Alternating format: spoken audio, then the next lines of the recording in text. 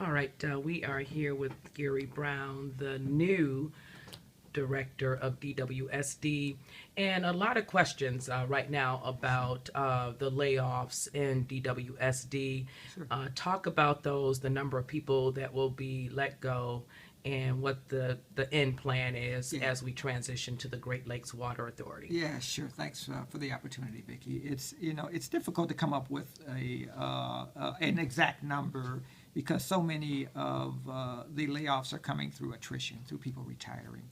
And last Friday, we gave more than 650 notices to DWSD employees, offering them a job with the How many? 750 Okay. that offers them a job with the Great Lakes Water Authority. So they will essentially separate from DWSD and become Great Lakes Water Authority employees. And they have 10 days to decide whether or not they're going to accept that job. And so far, out of the 750, only 300 of us have contacted us and told us that they do intend to leave. And we know that, they have 10 days to do this. They're about halfway through that 10-day period. And we also know that on the 9th day or the 10th day, some will tell us that they're not going to accept, they're going to retire. And some will tell us that they will go. So we don't know what the exact number of employees that we will have at the end of the day, but we'll know within the next 10 days. And how many jobs total will there be with the Great Lakes Water Authority, and how many will remain Yeah. with DWSD? Yeah, out of the 1,400 employees that we have today at DWSD, we think the number will fall out around 11,400. So 11,400 employees is where we think it'll shake out. But again, we're not sure of the retirement numbers, and Is it 11,000? yes, yes. Okay. And so how many over at the Great Lakes Water Authority? You'll have about seven. 50? Yes. Okay. Hold on, Vic. I said 1,000, but we may be. We're Right. talking hundreds. I'm right, sorry. right. 2,200 was the most 22. we had Yeah, I'm sorry. at Yeah, 2010, so we're you're down right. to, We think that the Great Lakes Water Authority will have approximately 740 employees, and DWSD will have somewhere in the number of 400. So it should come out at the end of the day in the 1,100 range. okay, so 400 will remain with DWSD, Yeah. the remainers. Slightly So- more than 400. Yes. Okay, all right. And I mean, I guess for a lot of people, when you don't look at the transition, when you say that you had 2,200 workers just 5 years ago, and you'll be down to 400, at the beginning of the year, that just seems drastic. Well, DWSD, remember, is not going to be responsible for the plants. We're not going to have the wastewater treatment plant. We're not going to have the water treatment plant.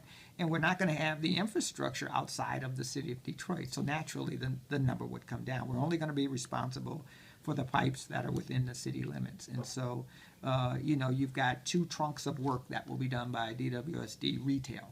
One will be customer service, billing and collections, and the other will be field services. We'll be fixing water main breaks and hydrants, and also doing a capital improvement plan on replacing hopefully about 2% of our underground assets, yearly for the next 50 years, and then you start all over and you build a new system again. So that's the real work of the new DWSD retail: customer service and field service.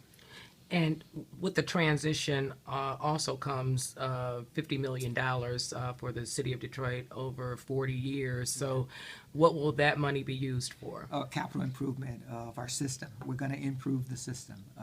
We're going to come up with a capital improvement plan.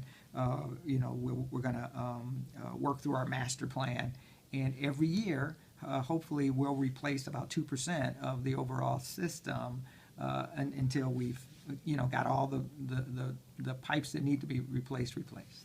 And so basically the Great Lakes Water Authority will actually be leasing the system under this deal for 40 years. And what happens after that 40th year? Yeah, well, neither one of us are going to be around, but either the lease agreement I could, know, I hope so. continue to be extended, or Detroit could take their assets back.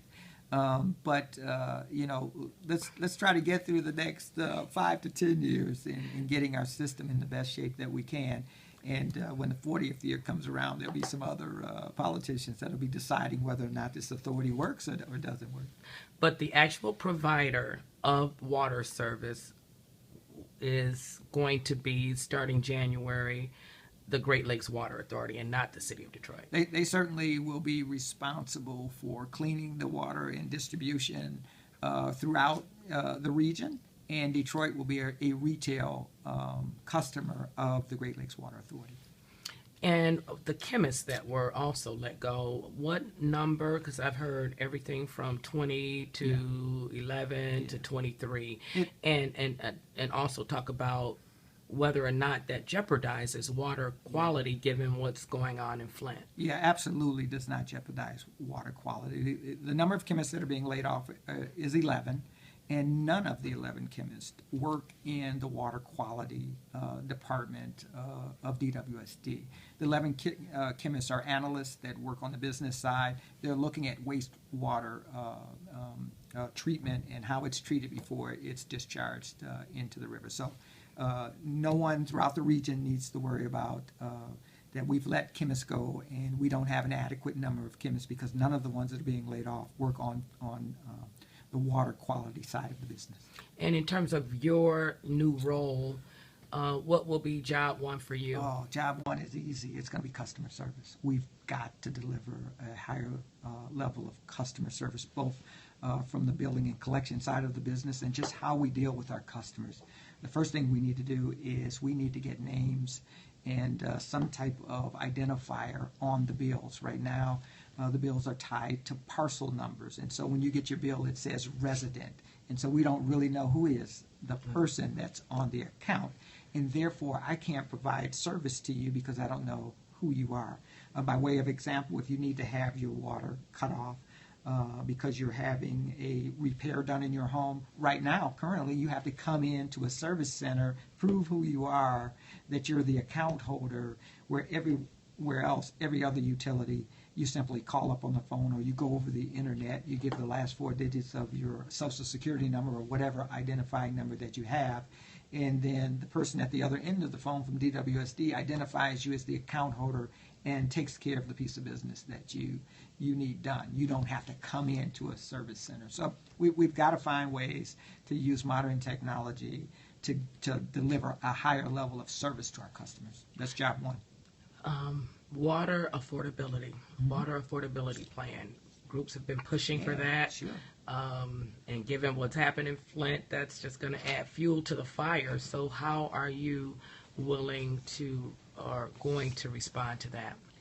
Well, I'm real proud to say that I'm working with Councilman Benson, and we have a blue ribbon panel that has already had their first meeting, and I'll give you the next 3 meetings, Vicki, so that you can be there. It's open to the public, and we'd like to get the word out that we have experts from around the country, from Philadelphia, from New Orleans, from Michigan State University, and others that have come together in a blue ribbon panel, and they're studying this issue. And we hope by the end of the year to have an answer to this affordability issue.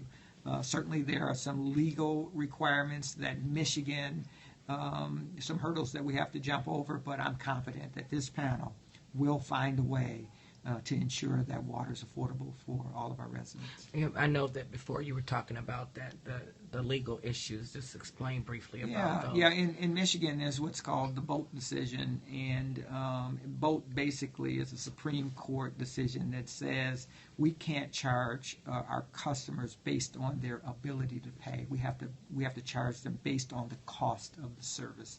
And so that's a legal issue that they don't have in Pennsylvania and in other areas around the country, and that's why they have these affordability plans. But we know that we're going to be smart enough, this blue ribbon panel, to find a way to stay within the law and work around the Boat decision in order to ensure that the most needy customers in the system have affordable water.